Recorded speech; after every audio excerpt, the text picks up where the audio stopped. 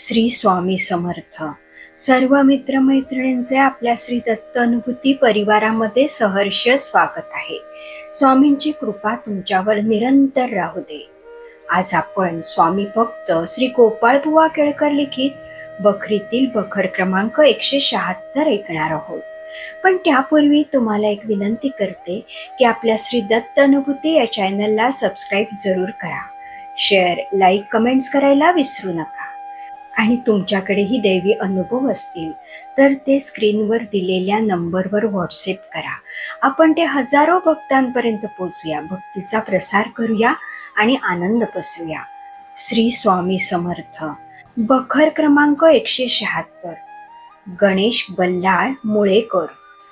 गणेश बल्लाळ मुळेकर हे गृहस्थ पूर्वी कोर्टात बेली होते, म्हणजे शिपाई होते. त्यांना कलेक्टरच्या ऑफिसात त्यांच्या बंधूंनी खटपट करून कारकुनाच्या जागेवर नेले. पुढे त्यांचे अक्षर वाईट म्हणून ती जागा कलेक्टरने त्यांना दिली नाही आणि इकडे बेलिफाचीही जागा गेली आणि त्यांना निव्वळ घरी बसावे लागले. अशा स्थितीत, अशा संकटसमयी मानव अधिकाराकडे हाजी हाजी करण्याची पंचाईत न करता त्यांनी श्री समर्थांकडे धाव घेतली. गणपतराव अक्कलकोटला गेले. त्या दिवशी श्री दयाघनांची स्वारी रस्त्यावरच विराजमान झालेली त्यांच्या दृष्टीस पडली. आहा, दत्तमूर्ती पाहून गणपतरावांच्या आनंदास पारावर राहिला नाही.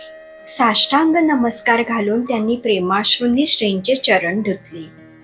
काही वेळ ती आनंद मूर्ती पाहून त्यांना परम समाधान वाटले. मग गावात जाऊन नैवेद्याची तयारी करून श्री सानिध्य घेऊन आले. तोपर्यंत समर्थांची स्वारी खास बागेत विहिरीजवळ जाऊन विराजमान झालेली होती. यावेळेस महाराजांनी तमोवृत्तीचा स्वीकार केला होता. आसपास 100 पावलापर्यंत ते कोणालाही फिरकू देत नव्हते. नैवेद्य सेवेकऱ्यांनी पुढे गेल्यावर ते शिव्या देऊ लागले. तेव्हा गणपतरावांना नैवेद्य सेवेकऱ्यांच्या स्वाधीन करून परत जावे लागले. मग तिसऱ्या प्रहरी गणपतराव पुन्हा दर्शनाला आले.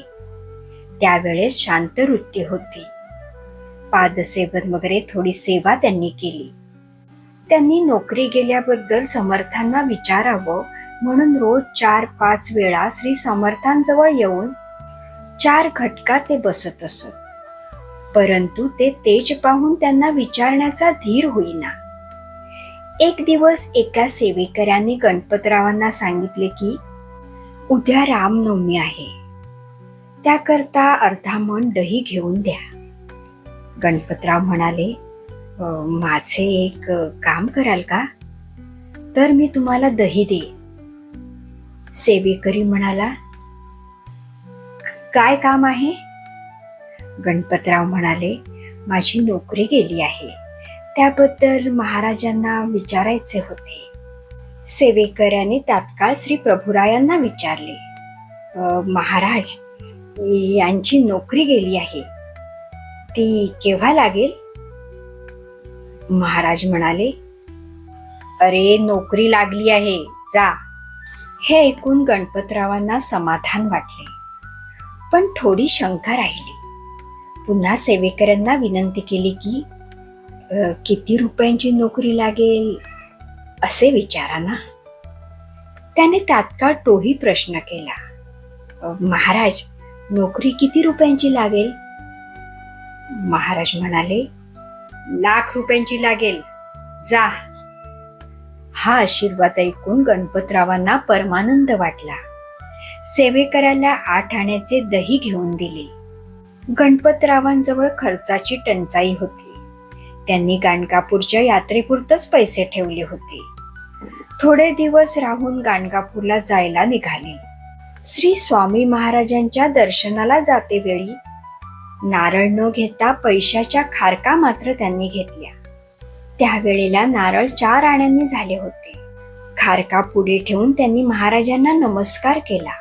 तो महाराज म्हणाले, जा, नारळ घेऊन ये. मग नारळ आणून दर्शन घेतले आणि ते निघाले. खर्चाच्या पैशात 4 आणे कमी झाले म्हणून थोडेसे वाईट वाटले. पुढे गाणगापूरच्या रस्त्यात त्यांना 8 आणे सापडले. तेव्हा लक्षात आले की 4 आण्याचा नारळ घेतला, पण महाराजांनी 4 आण्याच्या दुप्पट 8 आणे दिले. मग गाणगापूरची यात्रा करून ते घरी आल्यावर ज्या दिवशी महाराजांनी चाकरी लागेल म्हणून सांगितले, त्या दिवशी सोलापूर कचेरीतून त्यांना 15 रुपयाच्या कारकुनाच्या जागेवर नेमणूक केली आहे, असा हुकूम आला होता. थोडे महिन्याने असिस्टंट कलेक्टरच्या ऑफिसात 20 रुपयांची जागा मिळाली आणि त्यांची नेमणूक अक्कलकोट पॉलिटिकल एजंट साहेब यांच्या कचेरीत झाली. त्यामुळे श्री समर्थांचे दर्शन वारंवार होऊ लागले आणि स्वामी महाराजांवर त्यांची भक्ती दिवसेंदिवस जास्त वाढू लागली.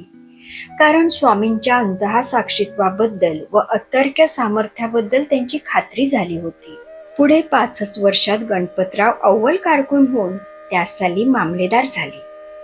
नंतर ते फर्स्ट क्लास मामलेदारीचे काम करीत होते. श्री स्वामीरायांच्या आशीर्वादावरून त्यांचे लाख रुपयांचे काम झाले. ते श्री स्वामी महाराजांचे एकनिष्ठ भक्त बनले. श्री स्वामी समर्थांच्या कृपेने काय होणार नाही, सर्व काही शक्य होईल. येथे बखर क्रमांक 176 समाप्त होत आहे. श्री स्वामी समर्थ.